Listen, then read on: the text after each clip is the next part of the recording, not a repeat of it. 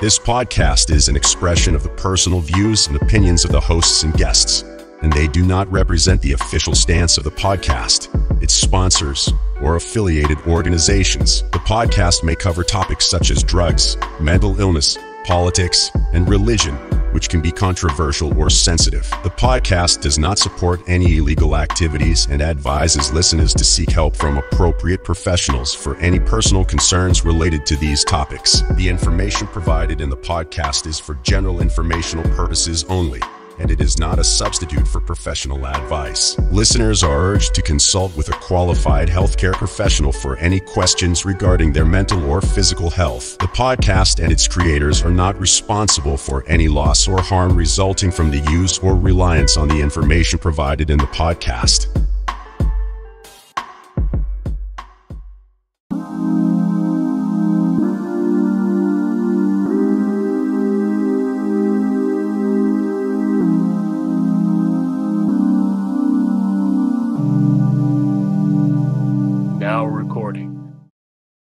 Turn my mic up.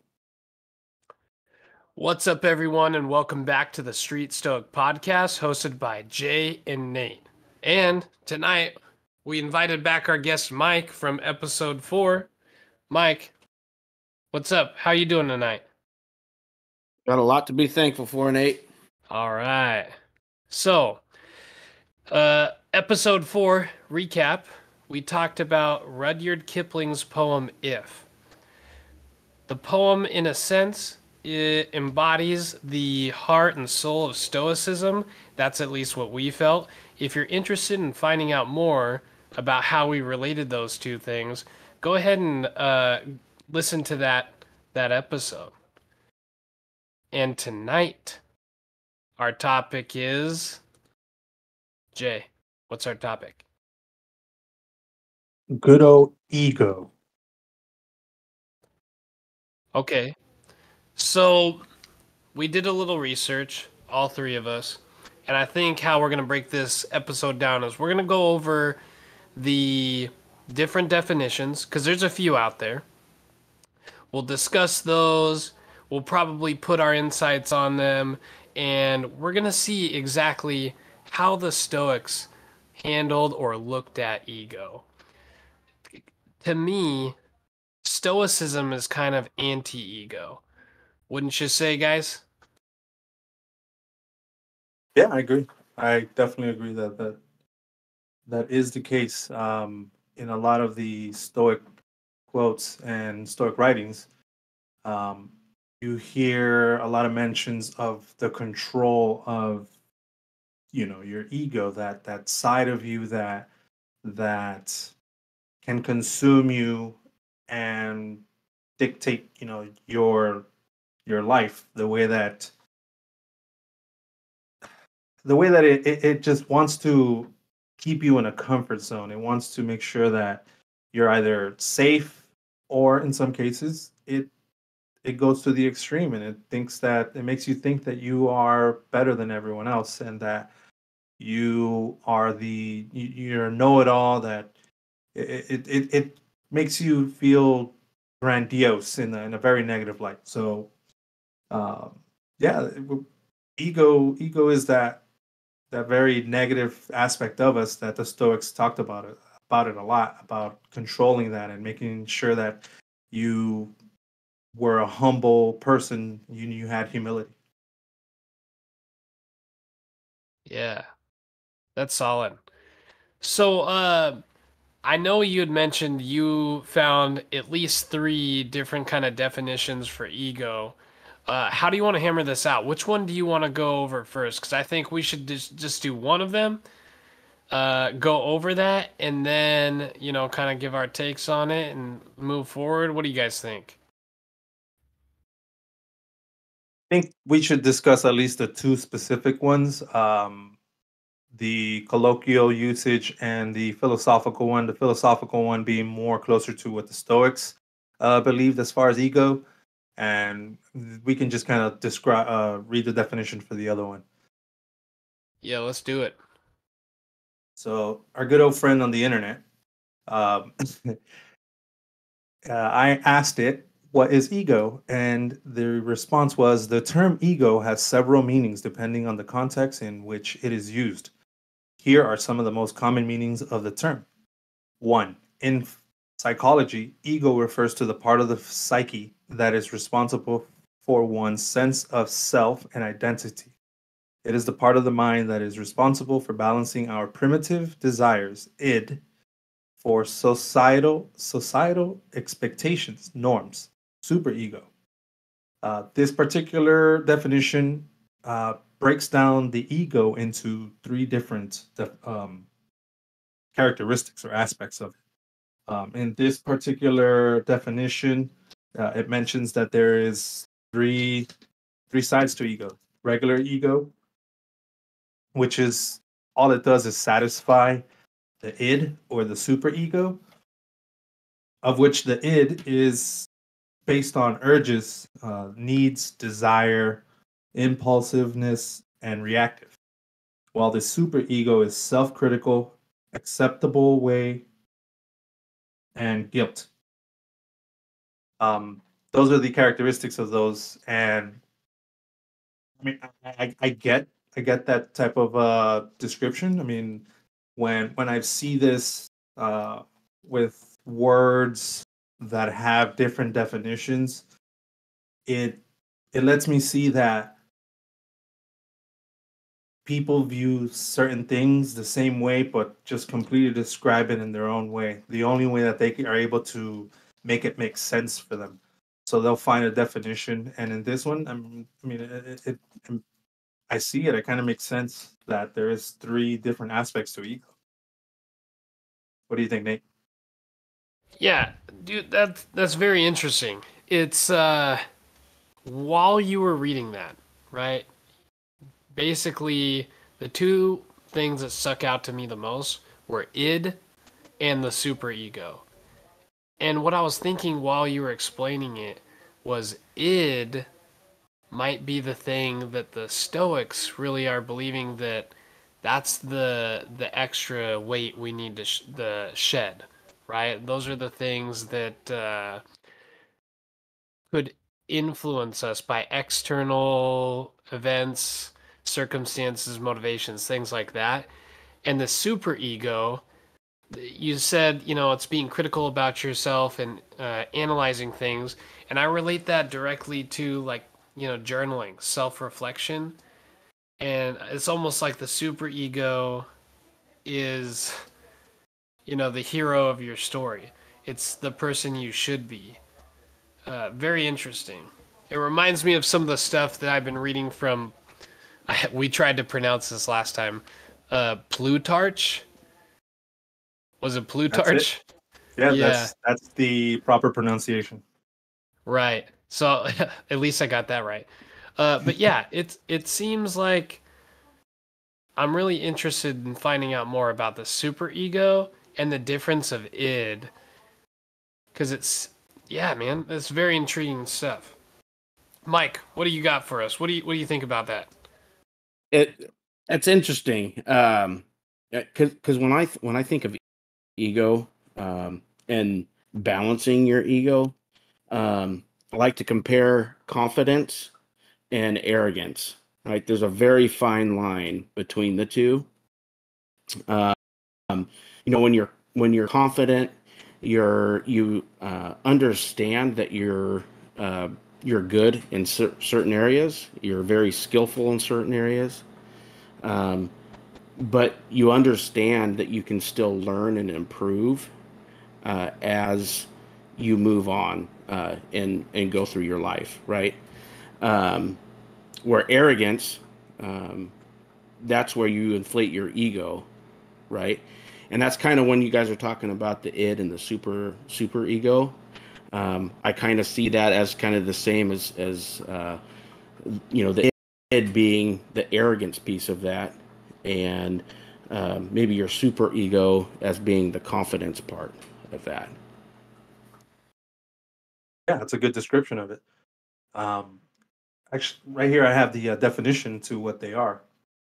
The id is the instinctual component of personality that is present at birth and is the source of the bodily needs and wants, emotional impulses and desires, especially aggression and the libido, sex drive.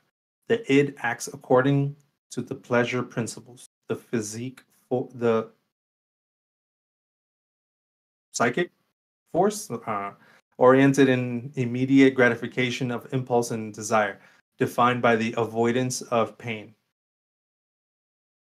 And then our friend ego, the ego acts according to the reality principle. It seeks to please the id's drive in realistic ways. In the long term, bring benefit rather than grief. At the same time, Freud concedes that the ego attempts to mediate between id and reality. It is often oblique to the cloak unconscious commands of the id with its own preconscious rationalizations to conceal the id's conflicts with reality, to profess to be taking notice of reality even when the id has remained rigid and unyielding. Jeez, that was a long one. And superego reflects the internalization of cultural rules mainly taught by parents, applying the guidance and influence. So yeah, it's a very different different description. It's very like more scientifical, more analytical to kind of be more precise as to the whole of what an ego is, because I think for a lot of us we view ego in what definition 2 is in the colloquial usage, which here it tells us ego can refer to a person's sense of self-importance, pride, or arrogance. This usage typically has a negative connotation and implies that someone has an inflated sense of their own importance or abilities, which that is kind of how I mean, at least I have always seen or thought about when I thought about the word ego in that definition. That's kind of how I always viewed it. But from, a lot of the readings that I've been doing and the videos and stuff and the information just coming across here, what we just read, ego is bigger than just that. And like in one of the episodes back, I had said that what I feel like I've experienced is complete ego death. I feel like that's actually not true. I think that the ego is always there. With Stoicism, I think what you do is you kind of crush it down and hold it down and make sure that you know when to use it. Because as we saw with definition 1, there is times when that ego comes into play where it does actually help you, where that confidence is needed. So those characteristics are defined under or part of what the ego is. So I do believe that ego sometimes can be used for your own benefit, especially if there's instances where you need to take caution. Your id takes over and it actually lets you know, hey, maybe not this time. But yeah, that's kind of the cool stuff about this, right? Like reading about this, and that's where my ego is not present, right? So I said something, I don't feel like I need to stick to that because I said something, because how am I going to go back on something that I had said? I don't have an ego for that. If I'm wrong, I'm wrong. And sometimes my opinions change because I learn new information. And I feel like I can take a backtrack on that statement about complete ego death, because I don't think you actually completely die as far as an ego. Yeah, dude, it's very, oh man, this is a heavy topic for this episode, right? But yeah, I remember you saying, like, I've experienced complete ego death, and I knew exactly what you meant, right? Like, I think we all kind of did. And then now researching more into it, it's like maybe ego means something else. I think that's awesome because in at least our first episode, if not the others too, we talked about our journey on this podcast was going to be a growth process. and we were going to learn on the way. And being able to call ourselves out, self-analyze, just like you did, Jay, I think that's amazing. One of the things that I thought about while you were giving your explanation was back to the poem If that we covered in the last episode. And I believe it's the second stanza. And it says, if you can trust yourself when all men doubt you, but make allowance for their doubting too. And now it has another completely different meaning to me, because when I first heard that, I was thinking about all of these people, like telling you, oh, you can't do it, you're not good enough, oh, blah blah blah. And then you got to be like, no, I'm good enough, I can do it. And then you also have to shed a little bit of your ear towards them, because some of that stuff might be true. And I was thinking of it in an external way, but it's almost like it could still be applied when we're talking about ego and just your inner self as well, especially how it defines the difference between the id and the superego. And it's almost like you're doing that in your inner monologue, right? If you can trust yourself when all men doubt you, but make allowance for their doubting too, when all men could be the id, right? And trusting yourself is that super ego. Oh man, that's heavy. That is heavy. It's a good correlation. Yeah, Mike, is your mind blown right now? Yeah, I've got brain matter all over my wall right now. It's just my mind is blown. Uh, it reminds me, as you guys were talking about this, like it reminds me of when I was in the third grade. I remember very distinctly my third grade teacher said I was such a horrible reader that I would never read again. Like I would never graduate high school or any of it. And that plagued me. I let that anger just completely control like my whole education career. But the stoicism journey, right? It's almost like I think of the military as like uh, they tear you down to build you back up and make you better, right?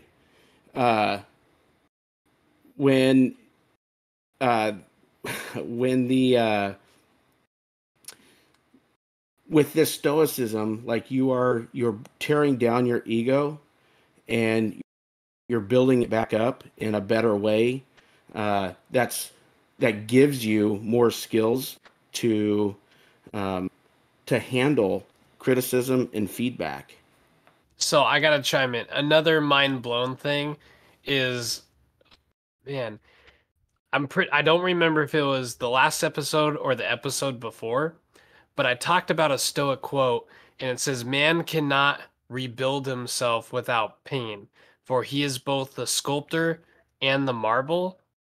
And Mike, your description of what this all means, that's exactly where I went to right there. You're tearing down that ego like as a whole, and then trying to rebuild it in a more balanced way. That Yeah, that was freaking awesome. Last definition here for ego. In philosophy, ego can refer to the concept of self or individual identity, particularly in the context of the subjective experience of consciousness. Some philosophical traditions, such as existentialism, place a strong emphasis on the importance of individual ego in shaping one's experience of the world. So this is the definition that I kind of lean a lot towards. I know that ego can encompass the definition of the id and the ego and the super ego, but I think that the complete opposite of what the ego is consciousness. It's some sort of just it's that same story that's described in everything, right? Your good versus evil, your angels versus demons, your your negative, versus your positive. That's the ego versus the consciousness. It's the same thing. It's just a whole different um, definition for it that we just that's the description for it. It's just it feels like it's all the same thing, right? Your negativity is what drives you into dark places where you can describe them as demons, right? Um, we we have this depictions of disfigured, morphed, creatures, but it can feel like that inside your head when you're having dark times, and that's part of the ego. And then you have your cockiness, where people say, oh, he acts like he's the freaking devil or something. That's the ego as well. So I think all of that is all kind of the same thing. I mean, it's just a different definition for the same thing. And I think at the very least, this seems to be something that makes a lot more sense, where it's just it's those characteristics that fall under what the ego is, that just is what would be the fall of a man, right? It would be the fall of a person, because if they get too consumed by it, they can't realize the other side, the consciousness side, the side of the humility, of humbleness, of not feeling like you need to continue to stroke or validate or satisfy that super ego or the ego in itself. What do you think about that, Mike, as far as that description and definition? It makes a lot of sense. I never have really thought of it like that. But it does make a lot of sense that your ego would be kind of a double-edged sword, right? Like you were saying earlier, we kind of do need a little bit of ego, but we got to control it, right? But if we let that ego control us, it leads to people, saying, "Oh, he's just cocky, right? He knows everything. He's God's gift to man," But it definitely is that double-edged sword for sure. One of the other questions that I had asked here was to provide how the Stoics viewed ego, and our response here was, the Stoics had a unique perspective of the concept of ego. According to Stoic philosophy, the ego, or the sense of self, is an illusion that causes suffering and prevents individuals from achieving true happiness and inner peace. The Stoics believed that the ego arises from our attachments to external things, such as wealth, status, and reputation. These attachments create a false sense of identity, leading us to believe that we are defined by these external things. As a result, we become attached to the things that we believe define us, and we suffer when we lose them. Man, hopefully this isn't a spoiler alert for those listening, and you guys too, but this directly reminds me of a quote from the book and movie Fight Club. And I'm just going to do part of it. It's going to be something that Tyler Durden said from Fight Club, and that's, "You are not your job. You are not how much money you have in the bank. You are not the car you drive. You are not the contents of your wallet." End quote. When we're talking about this, I'm glad the first thing that you said was wealth in there, because we've all heard that phrase, that term, whatever it's called, money corrupts people. Money corrupts people. And then again, we've heard the other term, more money, more problems. Right? And I think that's in a nutshell the financial piece of what you're talking about. The reason why I opened it up with the Fight Club quote, though, it's because it doesn't have to do with just money. People get hung up on trying to be someone else, and that's I think the ego definition that, like we were just talking about, is everybody, all of us want to be accepted, and we want to be liked, and all of those things.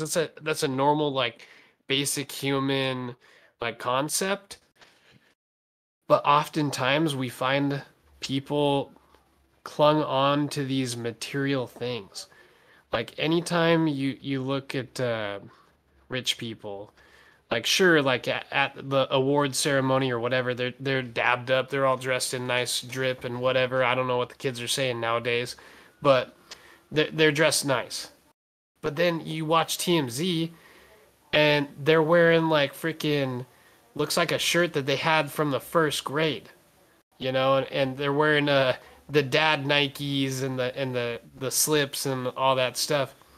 And I think a lot of people that aren't that way want to be that way. So then they end up like, you know, trying to buy that, and they want to become this title, and they keep telling themselves that inner monologues like, I am this person, I am this person, when really it's taking them down for that dive. Mike, what you got for us? So, as you were saying that, reminded me of a quote from Marcus. Uh, the whole future lies in uncertainty. Live immediately. So, um, just to pile on what you were saying, like the reason we want to gain material things is so we can have some certainty into our future, right? But when Marcus is saying this, like the future is uncertain, regardless of how much we try to prepare for it, right? We need to live right now, um, and I think it ties directly into this quote ties directly into how our ego affects our drive for wanting those material things, right? Because we want that future, right? We want to be accepted into that future. Um, but yeah, I mean, I think the drive for material things is directly enforced by our ego. Yes, I agree with that. And then I also bring up, because I also believe that with that particular part, as far as the ego and obtaining of just material things, I think that some of the material things that a lot of people obtain is activating their dopamine. And these things are falsely uh they're falsely kind of giving these people, they're giving these people a false sense of happiness, because they think that this particular thing is going to bring me happiness. And it does, right? In some cases it does, but how long does that last?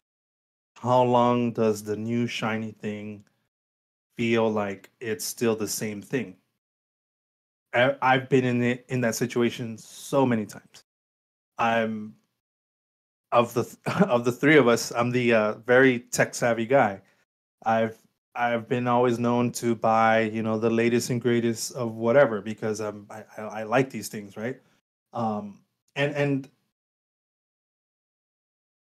don't get me wrong, there's, owning certain things and being able to, have these certain things as far as a luxury of comfort of, it's a it's a privilege that I have, coming from this country and then being able to work and being able to say, like, "Oh, okay, I'm going to purchase this because I feel like I deserve it." But that's just not the case. It's just because that's a desire. It's a desire from my ego that I would like to obtain that item, because I think also that it's going to bring me some sort of happiness. And it could for a certain time, but then that just becomes an expensive instant gratification that doesn't last for a long time. So is it worth it? certain people will probably purchase something like that on credit just so that they can have it right away. But then you end up having to pay more for it, and you get yourself in situations like that. So in some cases, it's like cool. Like I'll save up as long as it takes, and then when I actually purchase it, then I value it more, and it feels more like something that I work my ass off to try to attain it. But obviously, you can't do that with a lot of things. So yeah, there's just the whole, the dopamine thing. A lot of people just fall into that where they continuously have to keep reactivating that dopamine. So it happens a lot. I see it with a lot of different types of things, right? Like clothing, shoes. Don't get me started on shoes. You know, there's so many avenues. I used to be into vinyl figures. I used to collect vinyl figures like 15 years ago. I don't remember now. And I had a huge collection, and it was, I was spending so much money on that. The only good thing is that it was like, I guess like stocks. I guess they increased in value because they were all limited edition stuff. So I was able to double my spending that I had after I sold them. But with that, it got to one point where I actually looked around my room full, about 300-400 different dunnies. I had all different types of exclusive ones, and I looked around and I said, this is never going to stop. They're going to continuously keep releasing stuff. I'm just going to continue spending. This is not worth it. So I made a conscious decision and said, fuck it, I'm just going to sell it. And I did, and I used it for, good cause. We ended up moving to Portland with that money. But yeah, that was one of the first times that I realized, like, okay, even though I have this stuff, at some point it's not going to be the same thing. It's not going to feel the same way about purchasing, another one of these things to add to my collection of things. It just, you exhaust that. The dopamine, runs out. Like, it's not, you're going to need to find a new thing to activate that. I'm just really sorry, Jay, that when you sold that record to come move to Portland, that you had to work with Nate. Yeah. That's exactly where my mind went. I think you got it confused. They're not vinyl records. They were vinyl figures. So they were little figurines, like the toys. Oh, I totally read that wrong. I have one around here. So just think about like those Funkos, the all the different characters that they have. Yeah. I have one back here. Yeah. Of Batman back there. But they were all individually. They're all designed by like specific actual artists, and they would design them in their style, and then they would release series in blind boxes. So I would buy cases of these blind boxes, and I would sell the doubles. So there was a whole, like, it was a lot. It took a lot. So I was deep in it, and eventually I was like, this is not good. This is not good. I gotta bail out. I got out at a good time. Oh, good. I'm glad it paid off. So what I'm thinking about right now is this quote from Seneca that says, being poor is not having too little, it is wanting more. I'm pausing right there because that could mean a lot of different things to a lot of different people. That could mean money, relationships, status, all of those different things. Poor doesn't have to be directly related to finances, right? At the same time, it can be as well. They have those memes out there, and it's like, like the kid goes and visits a farm, and it's the kid's from a rich family, goes and visits the farm, and comes back, and the dad's like, now do you see what it's like to be poor? And he's like, I don't know what you're talking about, Dad. Like, those people are rich, they have fun, they get to do all this stuff. And so it's more of a mindset thing. And that quote from Seneca, being poor is not having too little, it is wanting more. That could be money. Like, oh man, if I just had a little bit more money, like I'd be able to buy that thing. If I just had a a slightly higher title at my job, I'd be able to do this. If I just, if I just, and it makes me think of what my dad used to tell me when I was growing up. And every time I asked him for something, he'd say, "Hey, if you shit in one hand and want in the other, which one's gonna fill up faster?" And like it's funny, but I didn't get it for the longest time, which is kind of sad. But I'm glad I finally did get it because the shit is the need, right? And the want is all of those things. Even though the earth is small, we're in this universe, all this stuff, there's a lot of things that your mind can start thinking about and racing through. And if you get your ego involved, you're never going to be satisfied, right? So being poor is not having too little, is wanting more. I think you need to work with what you got. And I think it's kind of like along the lines of what we were talking about in the last podcast is um, you don't, like for vacations, you don't need to get away. You just need to become a different person. And I think that's about balancing that mindset. Jay, what you got? Right. With what you said about vacations, it reminds me of something that I thought about. I feel like I actually spoke about this last episode, but if I didn't, um, something that I've kind of thought about as far as like vacations for me. I like I like going to places to kind of enjoy like a little bit of the tourist like side of it, but for the most part, I go out of my way and I'll just go start looking at other things that are in the city that are not like super well known, um, because I would rather like the way that I see it. I want to go experience it, kind of like the locals do. I want to be able to go live there for 3 days, not vacation there for 3 days. I want to be able to enjoy whatever it is that they enjoy because in a lot of places, a lot of cities, like from traveling, I noticed that a lot of like the downtown areas where everybody goes for like the touristy areas, that's all kind of designated for that, right? A lot of the local people probably don't even go there that often because it's just so expensive. They don't frequent in there. Um, and you what you get there is just people that are just traveling around a lot of times, or just like people like to call them the bougie people that live in those areas, and and yeah, I like going to places where regular people live, the people that are from there. That way, you get a good sense of what it is like to live, to be there. What do these people sound like? What do these people like? To listen to. What is their vibe? That's the kind of things that I like looking at when I go out there. Uh, Let me just finish up here with this stuff on ego. Um, The to overcome the ego and achieve inner peace, the Stoics recommended practicing self-awareness, detachment, and acceptance of the present moment. They believe that individuals should focus on their inner selves rather than external things and cultivate virtues such as wisdom, courage, and self-control. So we were talking about poor and rich and wealth, right?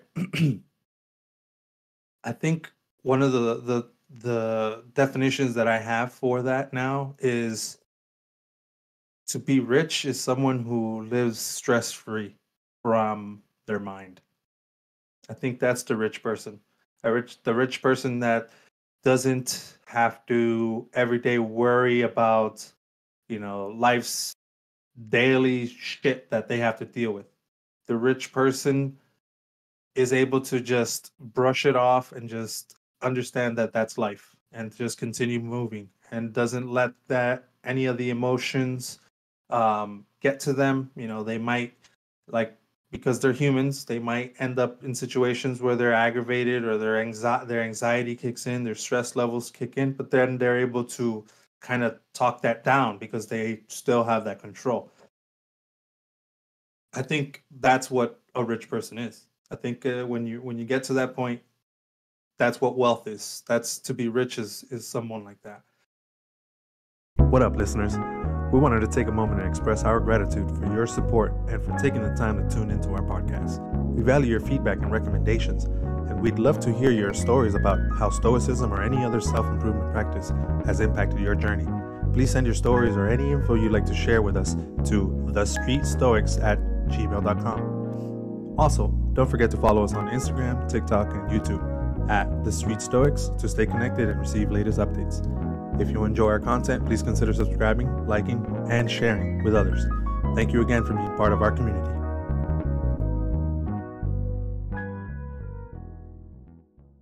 Definitely. I mean, being rich or poor is definitely a mindset, right? Just to kind of go back to the vacations thing, when we think of being rich, like you're able to travel wherever you want to and stay in the fanciest places and do all the Disneyland things and all that stuff, right? But when you're talking about traveling, Jay, when like going to the places and experience the place like the locals do, right? You're going on vacation to become rich in knowledge and expand what you're trying to improve your position in life through experience instead of picking up extra shifts so you can have an extra $1,000 on your paycheck, right? And I know I'm guilty of it too, right? I try to pick up overtime, stress out over getting the bills paid, all that stuff. And I think that's just a kind of a human nature. And we are gonna trip up. We are going to get stressed and all, but it's how do you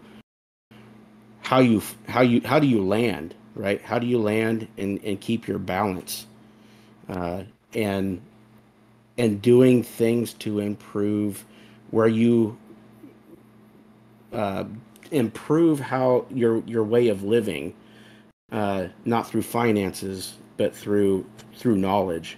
Since you guys shared quotes earlier, I wanted to bring up one that I have lined up here on the topic. Yeah, what you got for us? Pull it up. All right. This one is from Heraclitus. To be even-minded is the greatest virtue. Wisdom is to speak the truth and act in keeping with its nature.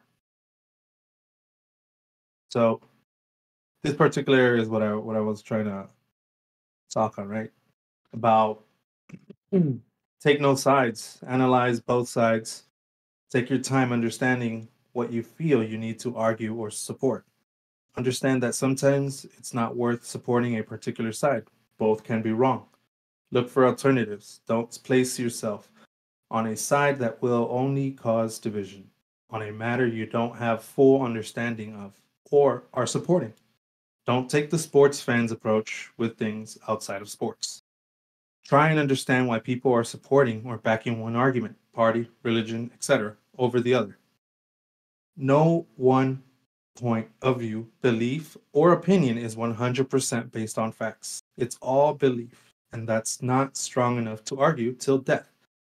When there's so much out there to understand. Focus on understanding and teaching instead of arguing to make a point. That's your ego. Keep it quiet or kill it. So that's something that I wrote on one of the quotes that I shared a couple of weeks back. That's part of how I also see, being able to have control of that ego, right? To be able to be unbiased, to be able to understand that everyone has their own opinion, and that just because you have one that you only know about, it doesn't necessarily mean that it's right all the time.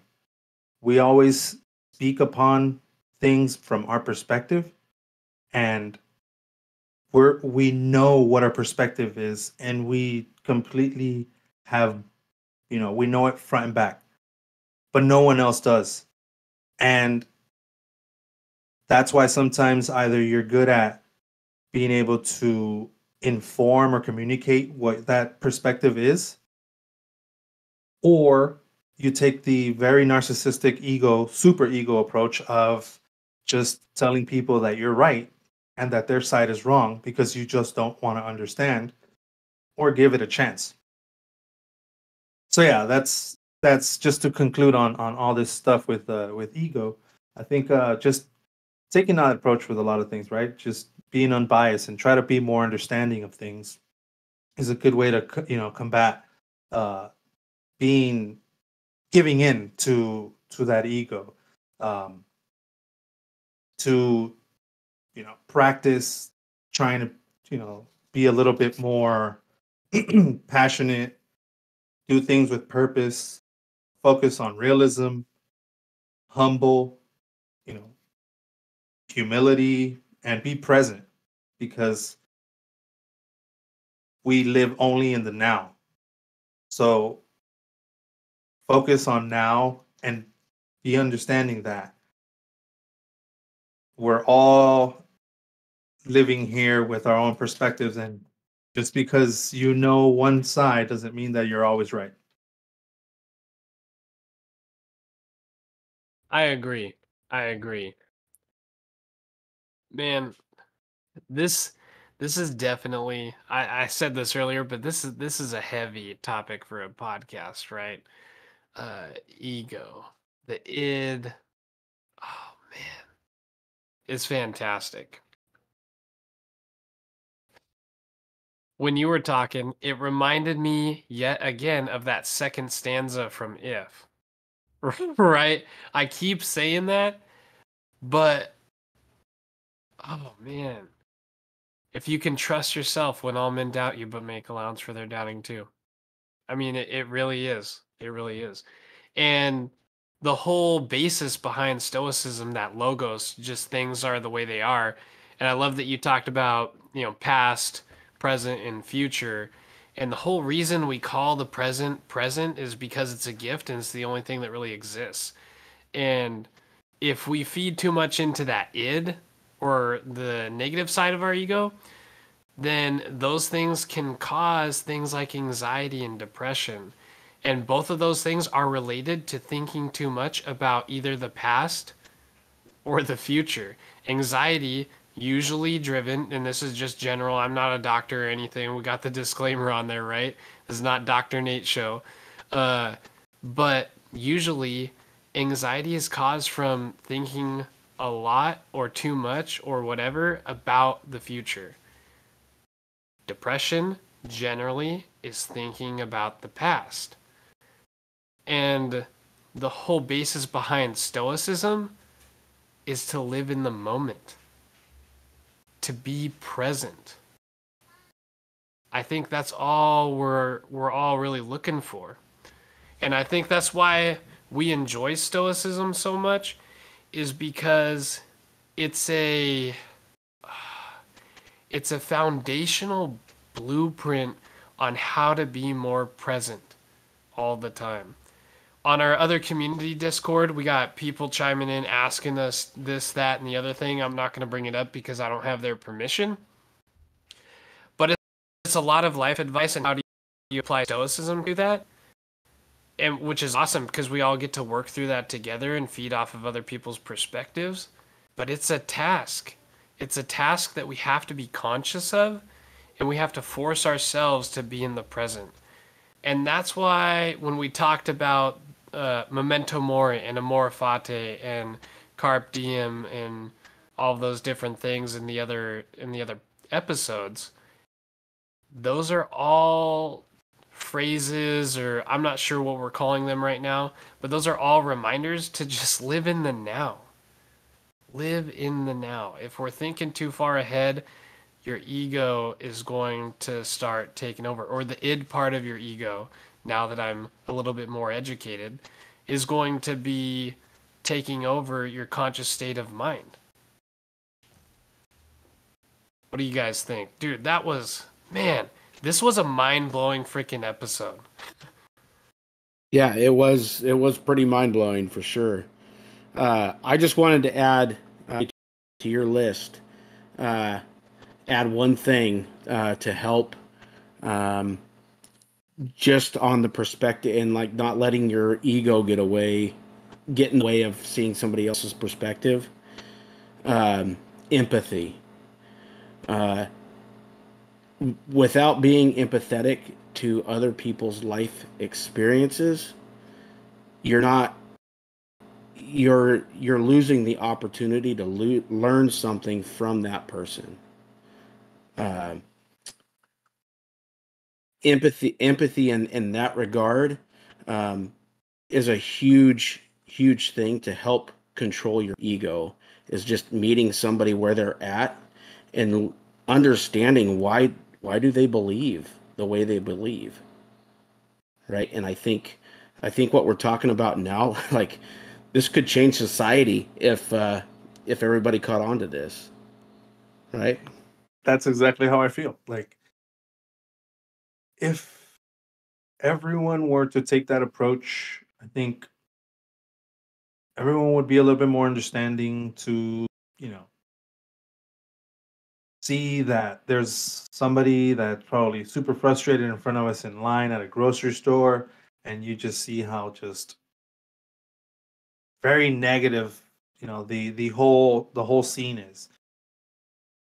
If you can just try to put yourself in that person's shoes and try to understand what type of environment that they came from growing up, and what kind of, lifestyle they probably have, you probably understand that that's kind of where that's coming from, that this person isn't able to have that control over themselves because they haven't been able to figure that out.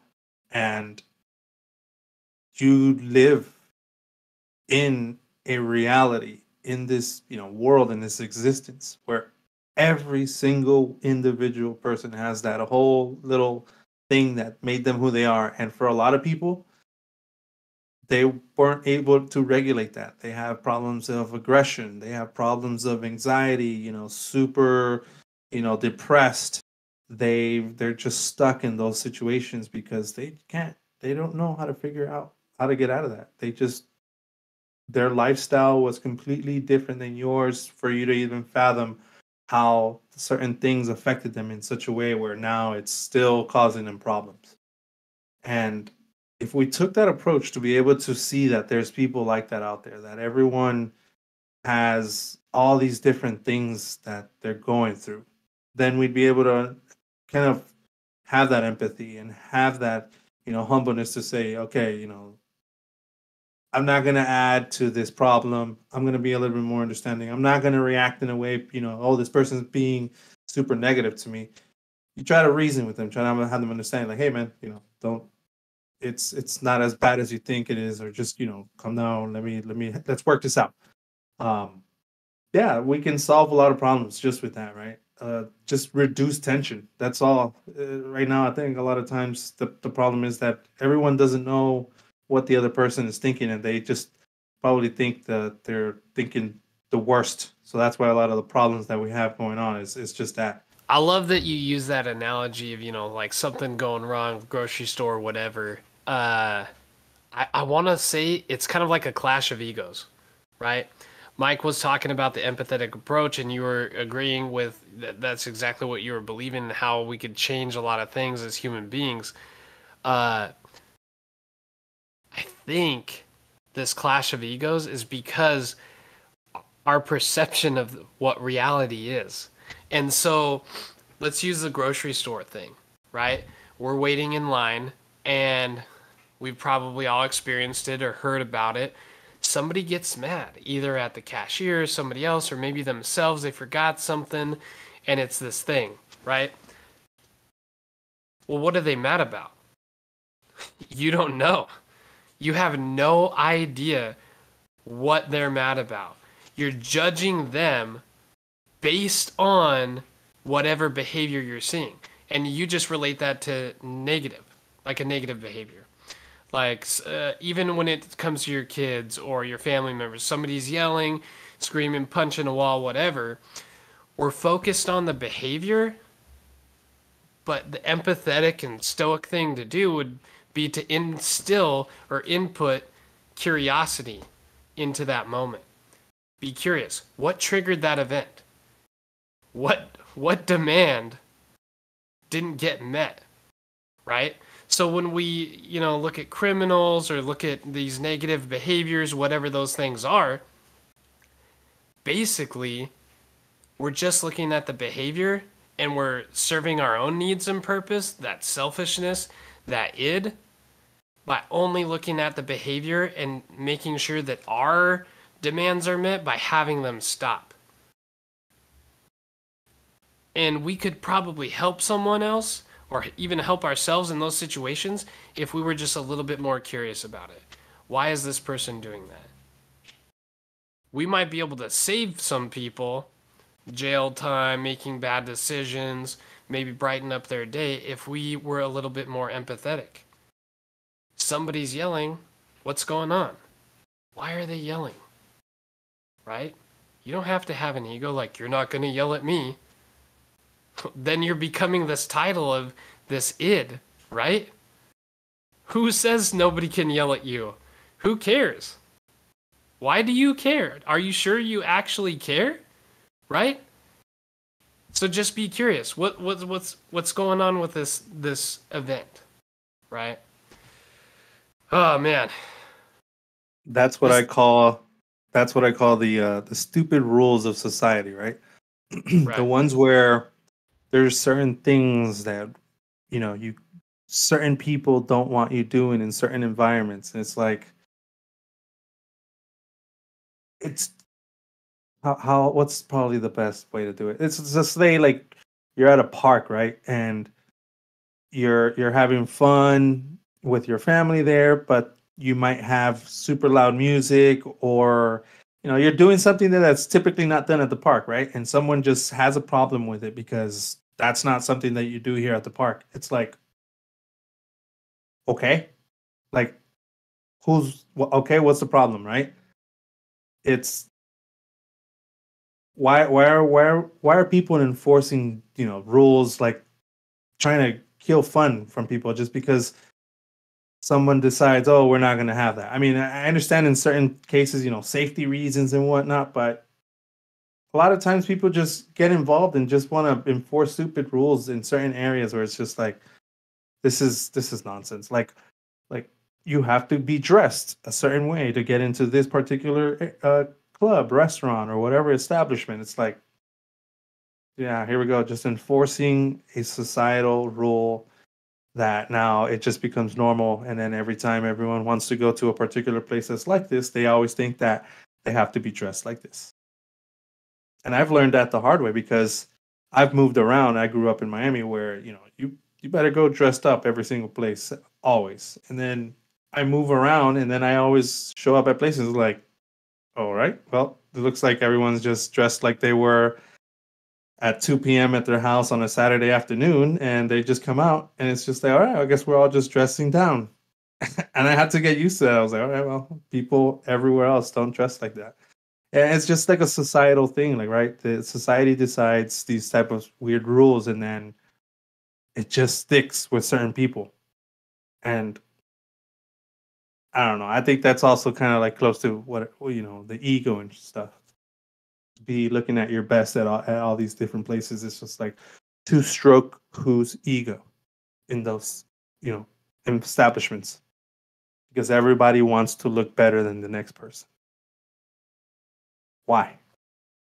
Why is that necessary? You just described your move, your when you lived in Portland, didn't you, with people dressing down? Yes, that is definitely it. And then I've moved to Austin. Call a spade a spade. And then I moved to Austin, and it might as well have been, the Portland of the South, because it's the same thing there. Yep. Awesome places, by the way. Oh, and San Francisco as well. Without a doubt. The whole time we're talking about this, I'm just thinking about, I want to believe it's a Marcus Aurelius quote, but this doesn't have to affect you. It might not be Marcus. I don't recall who said it, but it doesn't have to affect you. And if we're thinking about the negative parts of the id in our ego, our anger, our anxiety, our depression, like all those different emotions that we feel because we're human beings, it doesn't have to affect you. It's simple but not easy to say. You have to make a decision to let something hurt you, especially when it comes to words. And I know that might be a touchy subject this day and age, right? Especially with freedom of speech and all those different things. But we have to make a conscious decision to let something else infect our minds. When we were looking up the Zeno stuff for the Zeno episode or the history of Stoicism, it talked about Zeno's shipwreck. And when I was looking into quotes regarding Zeno and the shipwreck and all those different things, because it's an interesting rabbit hole to go down, a boat doesn't sink unless water gets inside. A boat does not sink unless water gets inside. So just like your mind is the boat in this metaphor. Those external circumstances, words, whatever, unless you let them in your mind and make that decision to let them in, you're not sinking. All right. So that is episode 5 for the Street Stoic podcast. That's a wrap, boys. How we feeling about this episode so far? I'm looking forward to editing this and not taking a long time. Sounds good. I know my mind's been blown like 3 times this whole episode, so. Yeah, dude, this was a heavy one. I like doing this. I like to get all of the different perspectives. If you all listening are interested in hearing more, stay tuned for the next episode of the Street Stoic podcast. That's a wrap. Later, guys. Later. Peace.